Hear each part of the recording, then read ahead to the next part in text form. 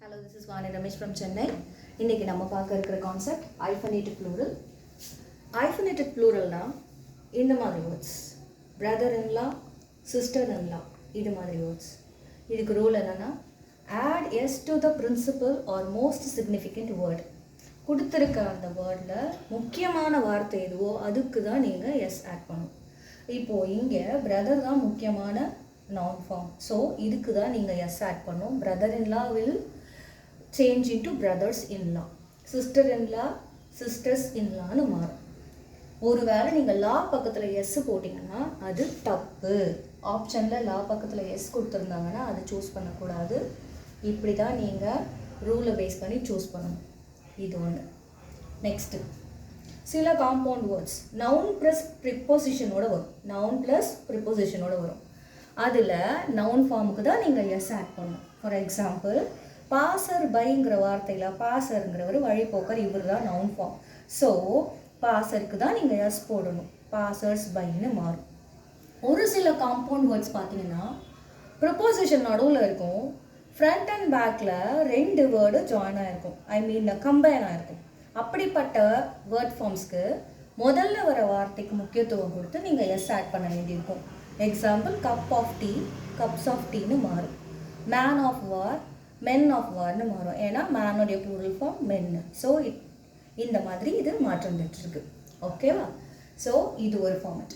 Next verb plus preposition ஃபார்மில் சில compound words வரும். அப்படி வரும் பொழுது அந்த ப்ரிப்போசிஷனுக்கு பக்கத்தில் தான் நீங்கள் எஸ் ஆட் பண்ண வேண்டியிருக்கும். Add S at the end. இந்த இடத்துல எண்டுன்றது ப்ரிப்போசிஷனுக்கு பின்னாடின்னு எடுத்துக்கணும் நீங்கள். எக்ஸாம்பிள் செக் இன் அப்படிங்கிற வார்த்தையில் இன்னுக்கு பின்னாடி தான் எஸ் போட வேண்டியிருக்கும். செக் இன்ஸ்னு மாறும். பில்டப் பில்ட் அப்ஸ்னு மாறும். டேக் அவுட் டேக் அவுட்ஸ்னு மாறும். நவுன் ஃபார்மில் மாற்றின மாதிரி sets in, builds up, takes out போட்டால் தப்பு.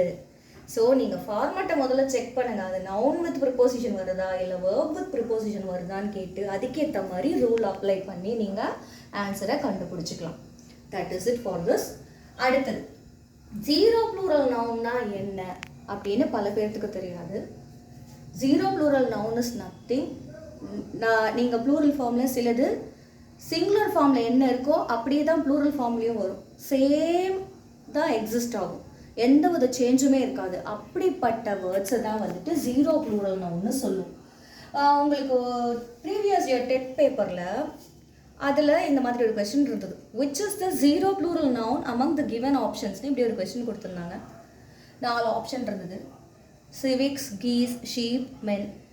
இதில் ஷீப் தான் ஜீரோ ப்ளூரல் நவுன். ஏன்னா ஷீப் தான் சிங்குலர் அண்ட் ப்ளூரல் ஃபார்மில் சிமிலராக இருக்கும். வேறு எந்த சேஞ்சுமே அதில் இருக்காது. மற்ற வேர்ட்ஸ் எல்லாம் அப்படி கிடையாது, இது மட்டும்தான் அப்படி இருக்கும். ஸோ ஜீரோ ப்ளூரல் நவுன்ன்றது பெருசாக எதுவுமே இல்லை. சிங்குலர் அண்ட் ப்ளூரல் ஃபார்ம் ரெண்டுலுமே ஒரே மாதிரி இருக்கக்கூடிய நவுன் ஃபார்ம்ஸை தான் நம்ம ஜீரோ ப்ளூரல் நவுன்னு சொல்கிறோம். That's all for today. Thank you.